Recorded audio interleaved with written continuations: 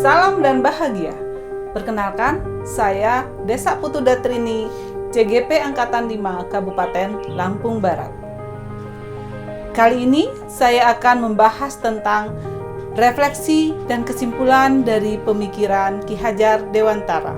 Setelah mempelajari tentang filosofi pendidikan menurut Ki Hajar Dewantara, maka dalam mendidik anak harus diberi kebebasan kepada anak untuk berkreasi, berinovasi melalui bimbingan dan pendampingan agar tujuan anak dapat tercapai. Anak diibaratkan seperti kertas kosong yang dapat digambar sesuai dengan kemauan pendidik.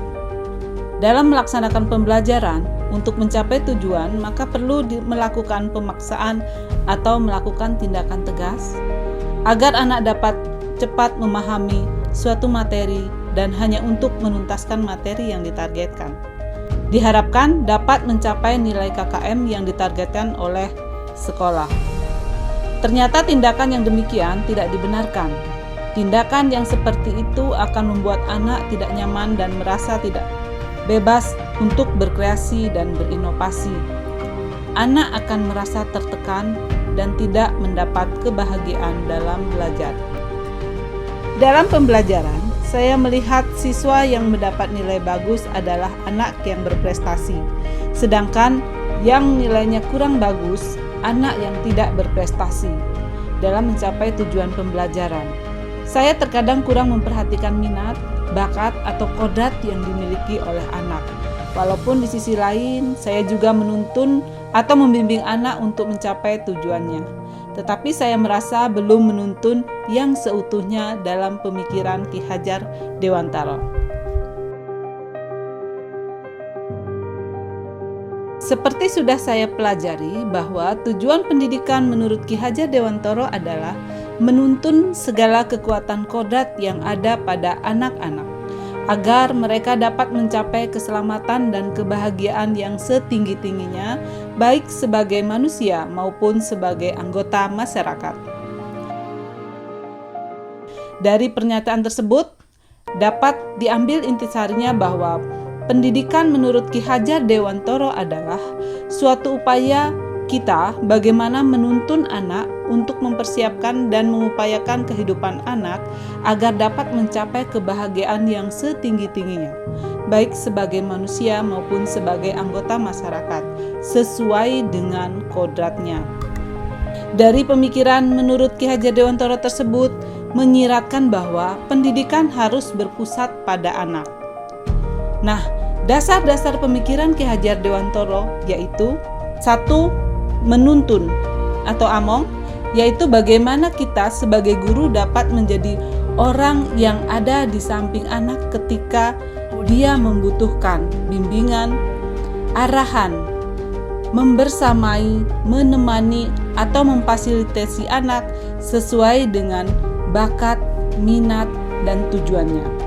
Dari pemikiran ini, maka peran kita harus bisa membantu mendampingi anak sesuai dengan kebutuhan anak. Apakah sebagai guru dapat memberi teladan atau ingarso suntulodo, atau ketika berada di dalam dapat membangkitkan semangat untuk belajar dan bekerja, ing madyo mangun karso, serta dapat memberikan dorongan dan semangat ketika guru berada di belakang atau tutwuri handayani. 2. Kodrat anak. Anak diberi kemerdekaan. Dalam pembelajaran bukan berarti membebaskan anak yang sebebas-bebasnya, tetapi kita juga harus mendampingi anak sesuai dengan potensi yang dimiliki oleh anak itu sendiri.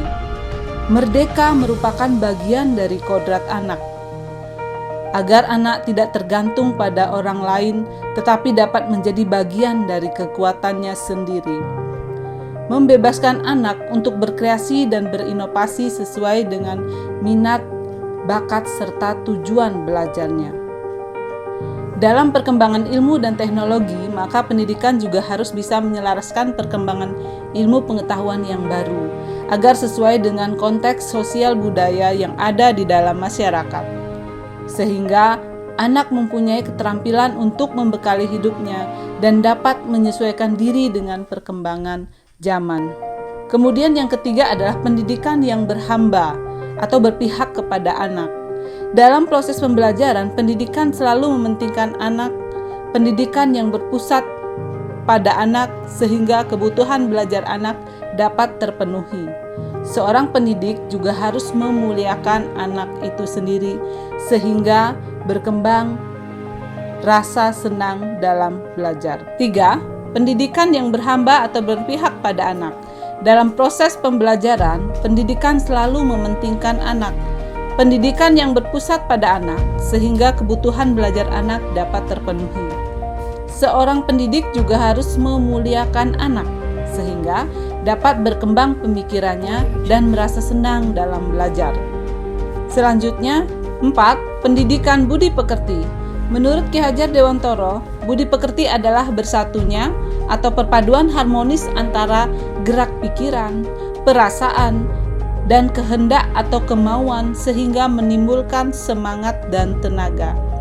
Nah, dalam hal ini kita dapat menumbuhkan anak, dapat memilih dan memilah mana yang baik dan mana yang tidak baik, sehingga dapat menebalkan perilaku baik dan yang tidak baik dapat disamarkan. Ini untuk kepentingan diri sendiri anak tersebut dan orang lain. Penerapan yang mencerminkan pemikiran Ki Hajar Dewantara. Dalam penerapan filosofi pendidikan Ki Hajar Dewantara, maka dalam melaksanakan pendidikan harus berpusat pada anak.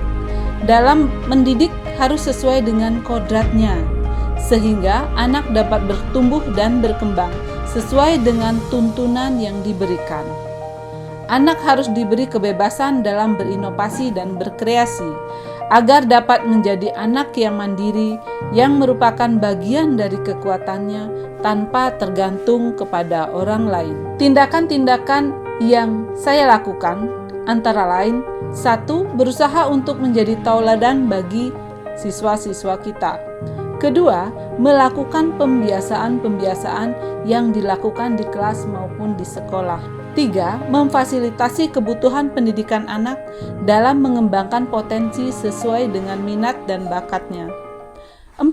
Menciptakan lingkungan belajar yang nyaman dan aman bagi anak-anak, sehingga anak akan merasa nyaman dan senang untuk belajar. 5. Menjalin komunikasi dengan orang tua, guru, dan masyarakat untuk dapat menebalkan perilaku baik anak terhadap lingkungannya. Demikian refleksi filosofi pemikiran Ki Hajar Dewantara. Semoga Bapak dan Ibu semua dapat menjadi guru yang mewujudkan profil pelajar Pancasila. Salam guru penggerak.